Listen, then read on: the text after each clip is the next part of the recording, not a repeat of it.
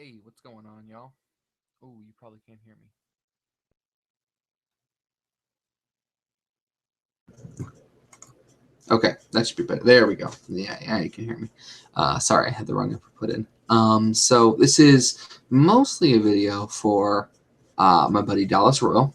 Um, if you don't know who he is, check out Dallas Royal on Facebook. Um, also check out Charismatic Minds on Facebook. Um, and I suppose if you really wanted to, you could check out my music page too. We're doing things, man. But this is mostly going out for him because he and I'd been uh, talking about this topic a few days ago, and I happen to be using it in this current song. So I just wanted to give a really, really quick overview of what we can do. So I'm going to flip over here. Um, I'm going to flip both my video and my audio, so hopefully they both work. Let's see here. I don't remember how to do this in Hangouts. This will be interesting. That. Okay, so you should be seeing Audition now. Yeah, you are. Cool. Hopefully it's smoother than that, but whatever. Oh, you can't see this window, though. Oh, that sucks. If you're seeing what I'm seeing, then you can't actually see the plugin window. Let me try something else. Hang on. Hold, please. Sorry about the technical difficulties. Ah, this should work. Yes, now you can see the plugin, and you can see them perfect. Okay. So, let me get zoomed in here. So this is just a little track I'm working on. It's a hip-hop track of mine that I've been working on called Ignorant.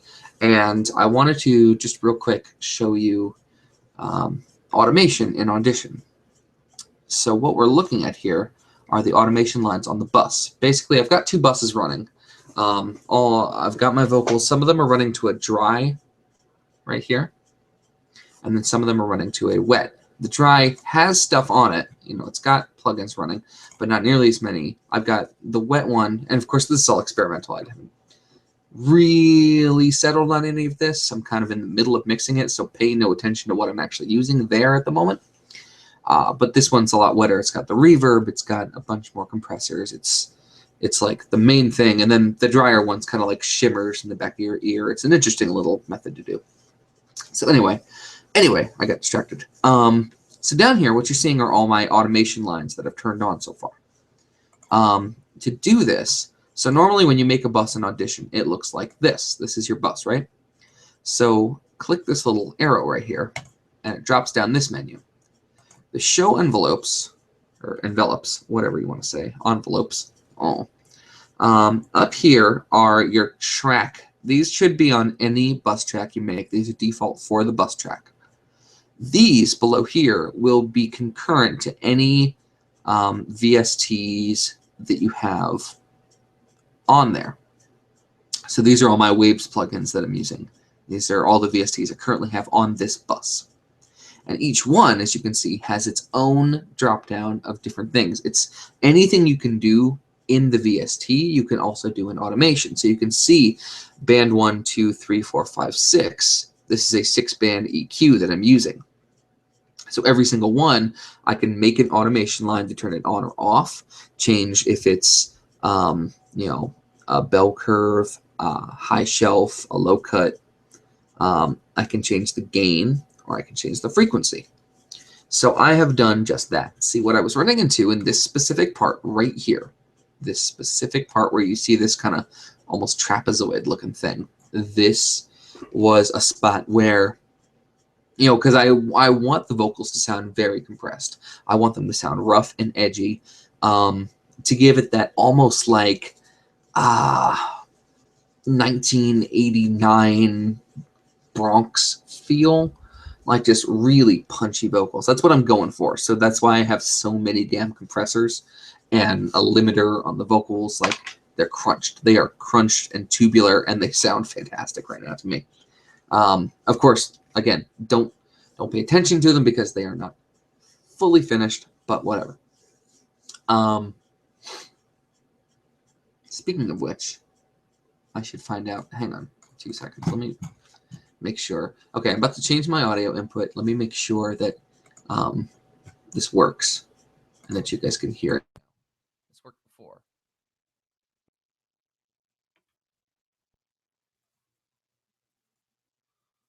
As like a battering ram, a jaw lock.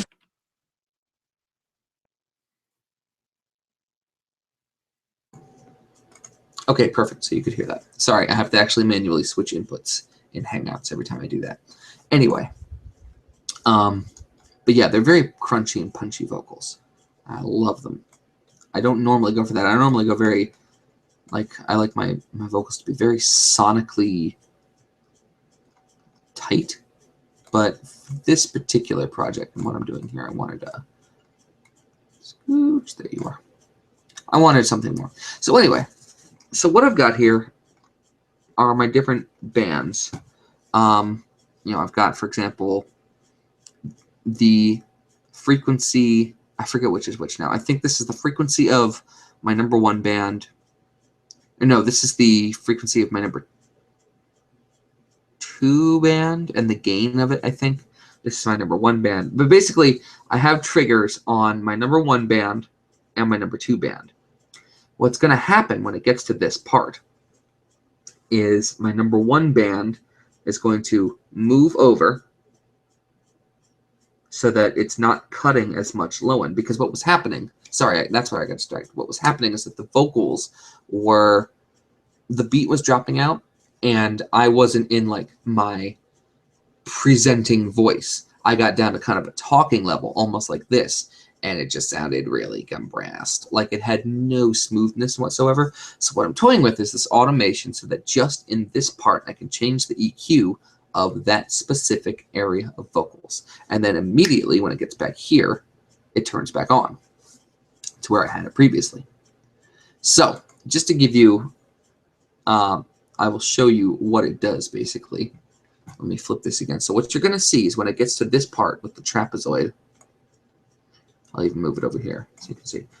Keep your eye on the trapezoid part here. And when it gets there, you'll notice that all at once, all at the same time, and without me doing anything, the EQ is going to completely shift. And it does it automatically. And then as soon as that part's over, it goes back. So let me switch my audio inputs, and you guys can hear. And I hope it's not super loud. I can't even really hear what you guys are hearing. All I can tell is whether or not you guys are hearing something. But you'll get the gist of it by seeing what happens. That's what I'm going for here. So here we go.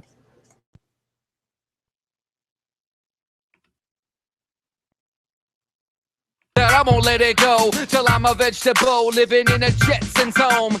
No lying, but the king will leave you so scarred. So fly, I should send him out a postcard. These blowhards, no, don't start. I leave a microphone charred when I go hard.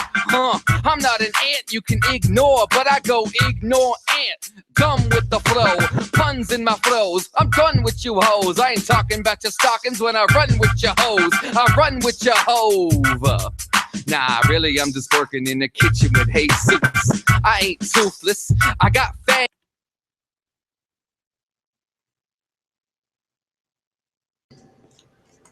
So, did you see it? Where the EQ, if not, just back the fucking video up because I'm not doing it again.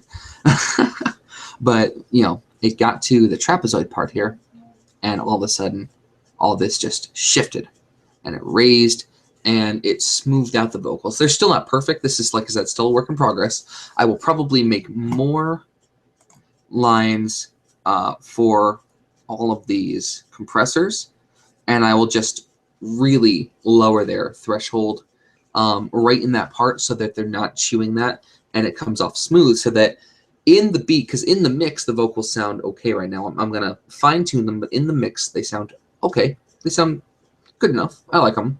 I like where they're sitting. But then once you hear them without the beat, they kind of fill in the gaps that the compressor's eating. It sounds really just eroded almost.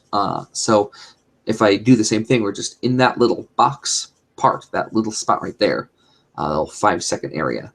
I can do the same thing. I can turn down the ratio or the gain, or even just turn them all off. It just depends on what sounds good. So yeah, that's how. To do it, I'll give you this one more tip. I'm sorry. to do it.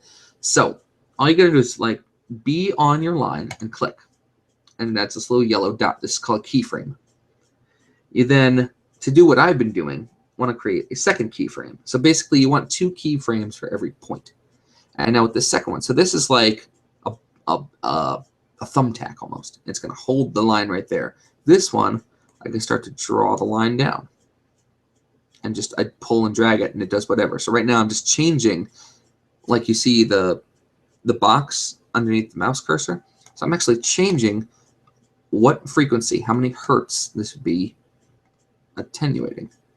So I can go all the way up to 21,000. I can go all the way down to 16. It's just whatever I want. And so if I were to get to this part, and you know, if you drag it like this, for example, it's going to be a slower kind of thing. Let me actually play it like this. I'm not going to turn on the music, but you'll be able to see at least. Watch how slowly it happens now that I've made this slope like this over time instead of this instant kind of shift.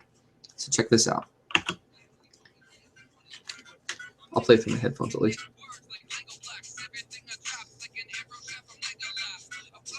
So you're watching. So watch, here it comes. You see the EQ moving? No lion, but the king will leave you so scarred. So fly, I should send him out a postcard. These blowhards, no, don't start. I'll leave a microphone charred when I go hard. I'm not an ant you can ignore, but I go ignore ant. Dumb with the flow. So, yeah, you can see that working. And then let's do something more drastic. I'll just delete these keyframes here. You just right click and delete them. Let's do something more drastic again. So, oh, if you hover over it, it tells you which one it is. So that's my band 1 frequency. I know what I'll do. Yeah, actually, I'll use this. So make another keyframe in my band 1 frequency.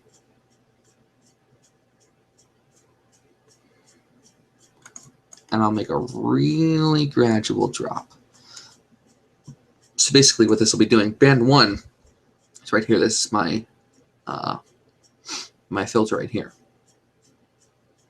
So you'll see the shelf start to shift all the way over, adding more and more and more bass back into my voice. And then what I'll do is I'll add the return point like this. So it's down here. And then all at once, you'll see it fly back up.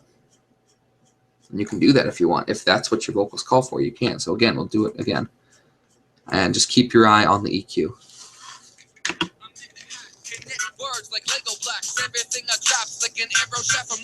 Here it comes.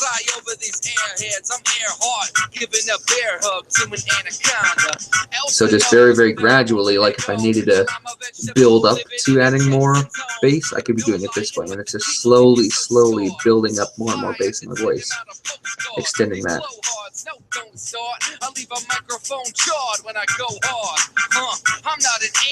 And then watch, it's going to instantly pop back up. Oh, there it is. Just like that. So that's how you use keyframes, and that's how you use automation in Audition. You can also do this on each track. Like you can do this on just each individual track, but it gives you a ton more control if you do it over the bus. So anyway, I hope this was helpful to my buddy Dallas Royal. I also hope this was just helpful to anybody else who happens to come across this.